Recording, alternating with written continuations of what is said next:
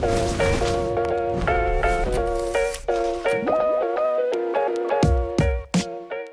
everybody, and welcome to another episode of the Ad Project Podcast. As always, I'm your host, Joe Schellert from Ad Advance, and today I'm joined by Adam Mellott from Better AMS. And Adam, it's awesome to have you on the podcast, man.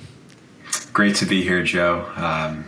Followed you and what you've been doing, the content you've been pumping out for a long time. So I'm just honored to be here and really excited to dive in. Yeah, I am too. And, it's been so cool. So a little while ago, we were able to get together with your team down in Puerto Rico and kind of put our heads together on some different items. And that kind of drove that. Felt like this would be an awesome podcast to get together with you guys again. We've done some podcasts with Destiny already from Better AMS, but really excited to get your perspective on some different items. For those who don't know you or Better AMS, maybe give us a quick background. Yeah, so I started here probably in the space about 6 years ago. Started actually on the publishing side of things, which is a unique entry into Amazon. So started with APS, just helping authors self-publish, working on listings, press releases, marketing, things like that. Made the switch over to the product side. That was probably 4 years ago now. Learned the ropes of full service management, transitioned over to PPC, kind of ran with that, and fast forward until 2022, and here we are at Better AMS. That's awesome. Yeah, I've heard so many different entrances into the area. I haven't heard any from the publisher side, so that is very cool. Yeah, it's a bit of a smaller industry, we'll call it, but yeah, it was a smooth transition. There was a lot that I was able to take away from that side, predominantly just client-facing, understanding pain points and what authors were looking for, and again, being able to transition that over to the product side. So it was certainly an interesting introduction, but all things considered, I think it's working so far. So That is awesome. And for this episode, so one of the key things that we thought would be really valuable to talk about is DSP and how it ties into sponsored ads and really how it fits into the bigger picture overall for sellers. So I guess just starting off, when you guys are looking at your clients and, you've got clients that are running ads on the sponsored side, when do you typically say, now is a good time to run DSP? Or what are the key things that you're looking at? Or what evaluation are you taking when looking at Amazon DSP as a whole and figuring out if it's going to be a good integration to go along with sponsored ads? Yeah, that's a really good question. I think that there are a lot of variables to consider when approaching a potential brand with a DSP introduction. There are obviously quite a few brands that will work well with DSP, right? CPG brands, brands with high price point, brands with high conversion rate, et cetera, et cetera. But it's really going to depend on what your overall goal is with DSP. I know personally I've worked with quite a few small brands. I'll use CPG brands as an example, where we've done something as simple as running view through remarketing, and that alone, really helps to leverage your existing PPC traffic that you're already spending money to create and generate, as well as your organic side as well. So I think that's a good starting point, in terms of what brands are a strong fit for DSP. Sure. And so there's a ton of different strategies that we can implement. And it sounds like we kind of start with the same item. Like when you're talking about remarketing, that's going to be a much more bottom of funnel type strategy that we can add on the DSP side. So typically when you're getting DSP going, are you guys just starting with some of the bottom of funnel strategies and then proceeding up, or more trying to integrate it all from the start? How do you typically approach that? It's another good question, Joe. I would say that we generally start with the more bottom funnel, lower hanging fruit strategies, right? You always want to have a baseline established ROAS, expectation set, things like that. Sure. But a lot of times, we're trickling in more awareness plays, contextual strategies, things like that. It's going to depend on, what specifically we're looking for in terms of KPI. But I would say that's pretty accurate in general. We like to start lower funnel. Sure. Yep. And the key reason why we do that too is when you're getting into DSP, what we're trying to do for a lot of our clients is prove the initial results. And so bottom of funnel strategies, I mean, they are the low hanging fruit as you go. And then the other reason why I really like it too is you're building out that foundation overall with your DSP advertising that feeds into or corresponds with your sponsored advertising. But then if you jumped right away to higher funnel strategy but didn't have that bottom of funnel built out, I feel like that's where a lot of people get burned by DSP is they try to go too big too quick without building that solid foundation from the start. So, if we spend all this money with upper funnel strategies trying to get them involved or aware of our brand, but then we don't have other ways to like recapture them further down, or all right, now they're aware of our brand, but then they forget about it because we're not reminding them with more lower funnel strategies. I feel like that's where a lot of people get burned by DSP and turned off is, well, I ran this lifestyle audience and spent a ton of money and it didn't convert into sales. And then you dig into it and it's like, well, we didn't have that bottom of funnel built out. That foundation wasn't there to actually lead to conversions. Yeah, I would completely agree. And I think that's a generally safe approach across all advertising platforms. I mean, we can use PPC as an example as well. Any advertiser that you talk to is not going to immediately dive into aggressive awareness plays when setting up foundational campaigns, right? It's going to be the same transition as PPC where, you're going to want to allocate your money wisely. So we're not necessarily going to want to, as you said, invest 80% of our budget into an awareness play. And while you may see impressions, through the roof that month, my assumption is that your return is not going to be fantastic. Yeah.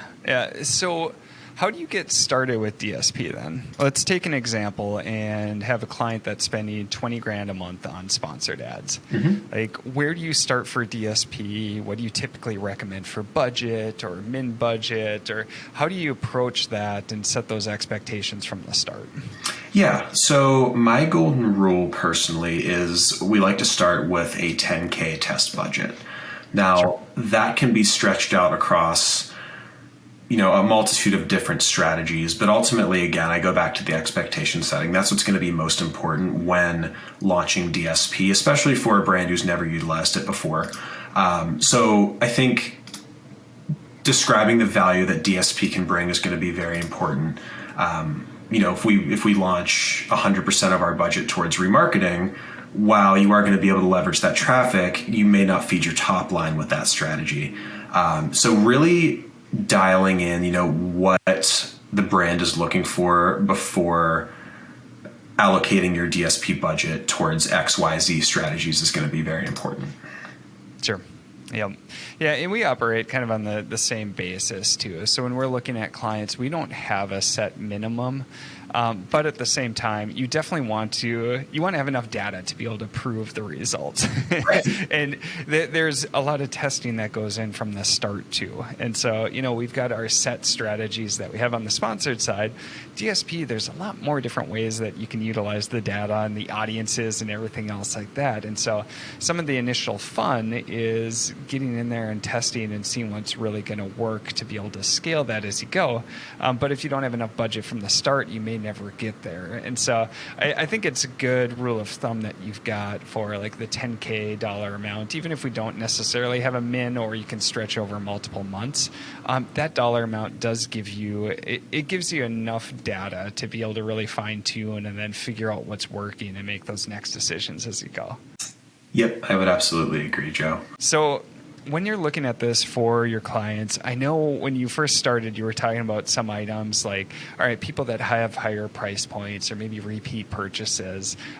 Kind of circle back to that a little bit too. So like when you're screening through your clients and trying to figure out who's going to be the ideal person for DSP, like what's general criteria that you're looking at in terms of like price points or purchase rates or different things? Like if you had to compare a couple different clients, what would be a good one and what would be one that maybe might not be a good fit for DSP? Yeah, I think off the top of my head, DSP is ideal, obviously, for consumable products. Anything repeat purchased, anything that you can drive brand loyalty with is going to be very ideal. Aside from that, you want to make sure that the products that you're advertising in DSP are established. Another golden rule that I like to follow is no less than 15 customer reviews, no less than a 3.5-star rating on that specific product, although I would reach more towards 4 or less.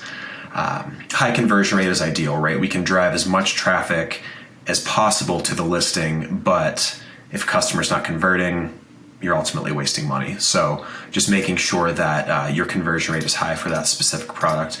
And again, higher priced products that aren't necessarily CPG or consumer packaged are good products as well to advertise in DSP. Something that you're going to be able to see a higher return on, which is why we like to go for the more higher price point items. Even for some of our clients, we won't advertise or we won't utilize DSP for the majority of their product list, but what we will use DSP for is their higher priced items, more exclusive items. So sure. Yep, and that totally makes sense.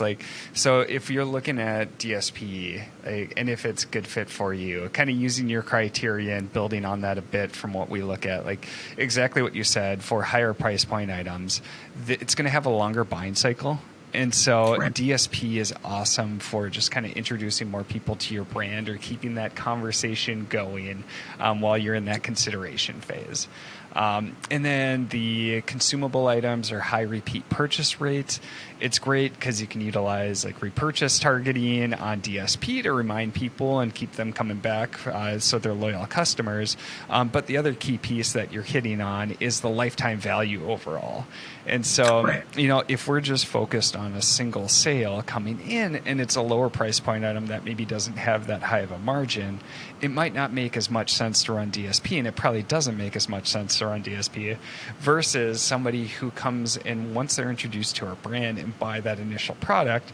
Now they're coming back and they're purchasing 4 or 5 more times, and it's that higher lifetime value when you can extend it out over the it's not just that initial sale that's driving that ROAS, it's the whole LTV, it's the whole lifetime value from those repeat purchases.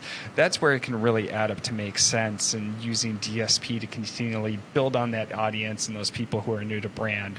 That's where DSP can really get fun. Yeah, I would absolutely agree. And I think that's a great point. A lot of the questions I receive, what seems like almost weekly at this point is, Sponsored Display is rolling out quite a few very similar features to DSP.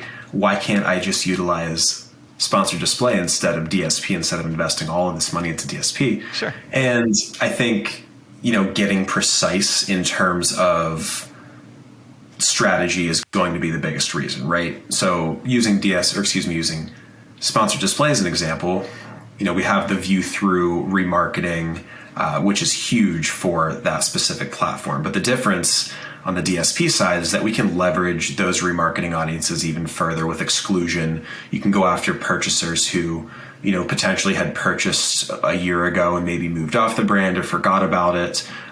Specifically for a CPG product, you can go after those who may be out of supply, after X amount of days. So there's just a lot more leverage in DSP, at least at this point, as compared to Sponsored Display. Yep, totally agree. Sponsored Display is a great introductory product into some of the most commonly used strategies within DSP. And the key struggle that they always have is that, all right, they need to make it as simple as possible so the majority of sellers can easily come in and implement it, while trying to give us as much tools and customization as possible. And so it's a tough balance. And so what ends up happening is we have these great introductory tools to test out different strategies on the Sponsored Display side. But then for people who are in it all the time, like Adam or I or our teams, there's so much more customization that you can do within DSP. And so, what we typically say is feel free to test out on the Sponsored Display side, or we'll, test that out on the Sponsored Display side if you want to just try out this strategy. But if we're implementing it at any type of scale from our standpoint, we're going to be doing it in DSP just because there's so much customization you can do, one on the audience side, like you were saying, and being able to layer in different audiences and fine tune that more. But then also on the creative side and the placement side and just overall control. There's a lot more control that you have within DSP, which is why we always tend to lean that way. I would completely agree with that as well. My favorite thing about the creative capabilities in DSP, the customization, is that you can really work to tell your brand story and increase presence along the path to purchase, right? It doesn't have to necessarily be view through remarketing to somebody who's already aware of your brand, or who may have visited a competitor listing and now they're seeing sponsored display ads. You can really cultivate those creatives depending on the audience that you're going after. And that's something that we've leveraged quite a bit in DSP. Sure. Yep. It's just feeding into that story based off of the audience and kind of where they're at in the buying cycle, or how familiar they are with the brand or the product. Right. Yeah. Exactly. That's awesome. So when you implement DSP, so we're going back to the example for the client that we just recommended it to, and we're starting more like lower funnel strategies. So we're starting out and we're proving DSP through like retargeting. If that's going well, then where do you typically move next, or what's the different types of audiences or strategies that you build out after that? Yeah. So from lower funnel strategies, we'll slowly work to climb up the funnel. So we'll go after probably customers who are more in market but may not be aware of your brand. Something that's cool about DSP is that you can create those custom competitor audience. Let me rephrase that. Custom competitor ASIN audiences, right? Sure. So while sponsored display has your standard product targeting, category targeting, through DSP, you can get a bit more refined and actually create audiences of competitor products who, may have a higher price point than yours or a lower review, et cetera, et cetera. And you can group those audiences into, what's the word I'm looking for here? You can group those audiences into different look back windows, right? So we can expand from there. We can get a bit more precise. We can stretch out the look back window. We can implement exclusions again. So I think that, just climbing a bit up the funnel, going after precise competitors who you have an advantage over is going to be key. Yeah. Yeah, I love that strategy, and it's just a fun one too for DSP. Yeah. When we create the audiences, all right, let's pull all of our major competitors who we know we have a better product than they do, and we can find people who have viewed the products but haven't gone on to purchase. And so we know that they're in the market. We know that they're looking for these different products, and we know that they have not bought on Amazon from these different people. And so what we can do is then target our competitors and show people ads to our products and hopefully get them to purchase. So it's a great sales expansion strategy where you're still not going to a cold audience. It's very warm because you know that they're looking for the products. They just may not be familiar with your product or your brand. So I love that one. Yeah, I would agree. And, I think that's what is a huge driver in DSP as well. Just being able to get more precise in strategy already, right? I go back to the sponsored display comparison where, again, we can run standard product targeting. But again, on the DSP side, through exclusion, through customized look back window, through custom ad copy, creative, custom image, et cetera, we can really work to leverage that precise strategy that an advertiser is going after.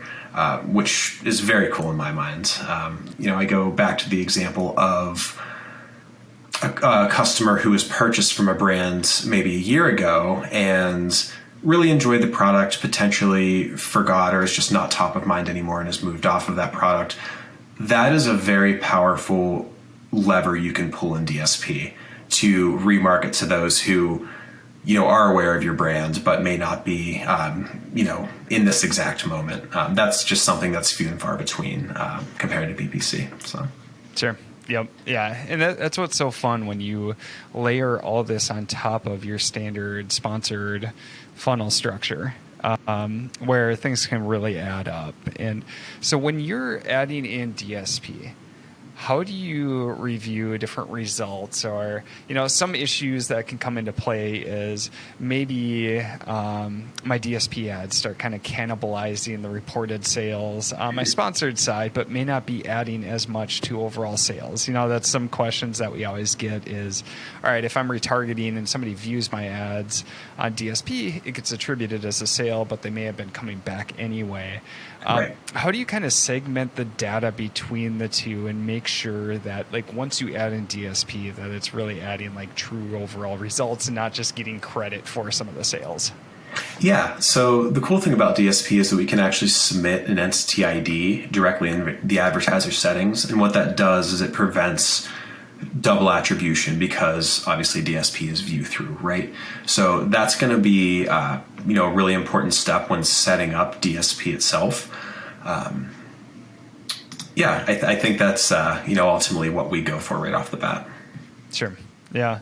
Yep. So, and there's the no double counting that you're going through. And then, some other key pieces too that we can be looking at is like using tools now. There's like Amazon Marketing Cloud, where you're able to start to stitch the data all together and kind of tie and look at things in more of a holistic fashion. And then the other thing that you can definitely do too when you're looking at it is just, was there an overall sales uplift that I saw, and trying to tie that back in. It always gets a little bit trickier because there's so many other outlying factors that factor into it. And so that's where once you start getting into upper funnel strategies, it gets trickier to measure like the overall impact. But what's cool is Amazon's constantly rolling out new tools or new reporting, like their new to brand metrics that are getting included in more reports. That makes it a lot easier to fully understand what's the true scale and impact that we have from our advertising, especially when we start to combine in these different channels. Yeah, I think it's definitely difficult right off the bat to evaluate overall brand lift, but something I like to stress with DSP is that this is most certainly a marathon and not a sprint. You're not going to see immediate results. You may, but a lot of brands do not see immediate results like they do in PPC. If you're utilizing a full funnel strategy on DSP, it is a very, very powerful tool, but it does take time. So my advice to anybody who is considering DSP would be to be patient, at least for the first few months, because the value add for DSP really comes after the fact. Yeah, exactly. Yep. And I love that you hit on that point too, because even the further we get up the funnel too, the longer the time is till the actual conversion. And so if we're running this sporadically, or we're not giving it enough time for those results to actually shine through, especially once we're getting up to like just more of like the branded campaign side, it takes time to establish, and it's that continual effort and energy and money and everything else that you're putting into it versus, just trying to sprint and running out of gas early on and then shutting everything off. So, the best results you're going to see is that slow, steady energy being put into it, and then slowly working your way up as you go. Exactly. And that's going to be consistent across the sound PPC strategy as well. I've only worked with a very, very minimal amount of brands who are able to really take off the bat. It's always a trickle in, right? We're always identifying the lowest hanging fruits, like you said, branded campaigns, something as simple as an automatic campaign, finding out what works and scaling from there. So DSP is ultimately more of the same there, just at a much greater detail. Yeah, I love it. So for people who want to find out more about you, Adam, or more about Better AMS, where should they go? Yeah, so you can go to betterams.com, check out the services that we offer. Our co-founder, Destiny Washon, has fantastic LinkedIn content. She's always keeping the community updated with new Amazon updates, new strategies, quarterly insights, yearly insights, etc. So those would probably be the two best places to reach us. That's awesome. Yep. So definitely connect with Adam, connect with Destiny. They're constantly putting out awesome content. And then Better AMS, great agency too. So we've worked a lot with you guys and talked a lot with you guys, and love having you on the podcast. And it's fun that we were able to get our teams together to connect and put our heads together, and hopefully, we've got some great learnings that we can incorporate and just keep expanding what we're doing. So, Adam, I really appreciate you coming on the podcast. It's been a ton of fun. Joe, really appreciate it, man. Again, you guys have a fantastic team over at Advance. Really enjoy getting to know you guys, and hopefully we get to spend some more time together shortly. Yeah, sounds great. And for those who are listening to the podcast, as always, really appreciate you listening to the Ad Project, and we'll see you on the next episode.